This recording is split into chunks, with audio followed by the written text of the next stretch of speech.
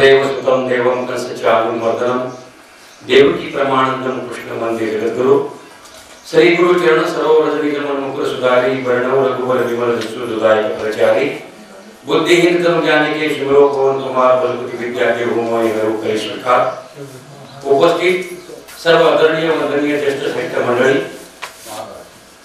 समस्त माता भगिनी आजच्या या सतसंग स्वरूपी सोहळ्यामध्ये आपण सर्व उपस्थित झालेलो आहोत। खरोखर आपण एक भाग्यवान आहोत। भाग्य कुणाला लाभेल सत्कार्य वेळ जात असेल। या धकाधकीच्या जीवनामध्ये आपण वेळातून वेळ काढून इथपर्यंत आलेला याचं कारण आपलं कुठेतरी एक सौभाग्य आहे, कुठेतरी आपलं चांगलं पुण्य आहे आणि चांगलं पुण्य असल्याशिवाय माणसाला हे सत्कर्म मिळत नाही। मी तर एवढा काही ज्ञानी नाही, मज पावाशी काय तोरपण पायीचे वाहन पायीवरी माऊलीने ओढी लिहिलेली आहे मृगजळाची गा तळी ती दिटे घेऊन निहाळी। जशा प्रकारे मृगजळाचं एक तळ असते आणि त्या मृगाच्या तळ्यामधून जर आपण पाणी घेतो म्हटलं मळ्यातून पीक काढतो म्हटलं तर तो पीक आपल्याला उपयोग येत नाही, कारण मृगजळाचा जो तळ्यातलं पाणी आहे नाशिवंत आहे, साशिवंत नाही आहे, साक्षात्कार मध्ये नाही आहे, ते नाशिवंत आहे। तशा प्रकारे जीवनामध्ये आपण जे जगत आहोत शाश्वतमध्ये जीवन जगत आहोत, पण हे शाश्वतमय जीवन नाही, नाशिवंत देह जाणारा सकळ औक्षका तो काळ सावधान। संतांनी आपल्याला सावधानतेचा इशारा दिलेला आहे। मग सावधानतेचा इशारा कशासाठी दिलेला आहे? आपल्यासाठी संतांनी सावधानतेचा इशारा याच्यासाठी दिलेला आहे की जीवनामध्ये तुला काहीतरी बनायचं आहे, तुला काहीतरी घडवायचं आहे, तुला काही जीवनामध्ये साफल्य करून जायचं आहे। मग त्याच्यासाठी काय करावं लागेल? सत्संग करावा लागेल। मग तो सत्संग कुठे करावा लागेल? कोणत्याही ठिकाणी करावा लागेल का? नाही, त्याची जागा ठरवलेली आहे, त्याची वेळ ठरवलेली आहे।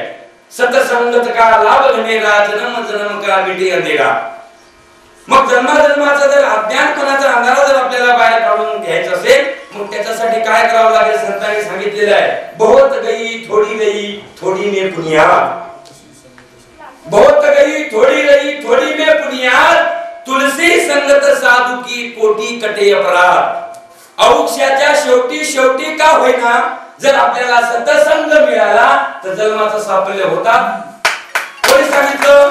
मी नाही सांगितलं, संतांनी सांगितलेले आहे। कारण वाल्याने जीवनामध्ये अनेक पाप केले, वाल्याने जीवनामध्ये अनेक दुराचारपणा केला, पण वाल्याला सत्संग मध्ये बोध मिळाला नाही, कारण त्याला संत योग्यतेची पात्रता पाहिजे। तो संत योग्यतेच्या पात्रामध्ये नारद मुनी, आणि नारद मुनीच्या सत्संगामध्ये वाल्याचा उद्धार झाला। कारण सत्संग हे काही दिवसभर करण्याची गोष्ट नाही, मी तुमच्या एवढा काही ज्ञानी नाही।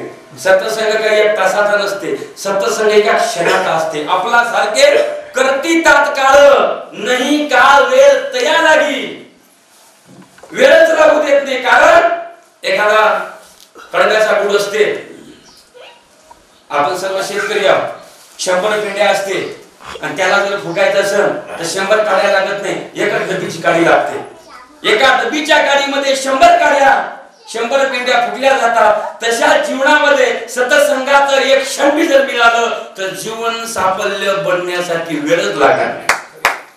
सत्संगाचा महिमा साधू संतांच्या वाणीतून मी ऐकलेला आहे, मी काही माझ्या पदरून सांगितलं नाही, मला ती संधी दिलेली आहे आमच्या निरंजन महाराजांनी। या संधीच्या योगावर मी इथपर्यंत आलेलो, जास्त काय मला योग असावा। जय गुरु माऊली, जय गुरु।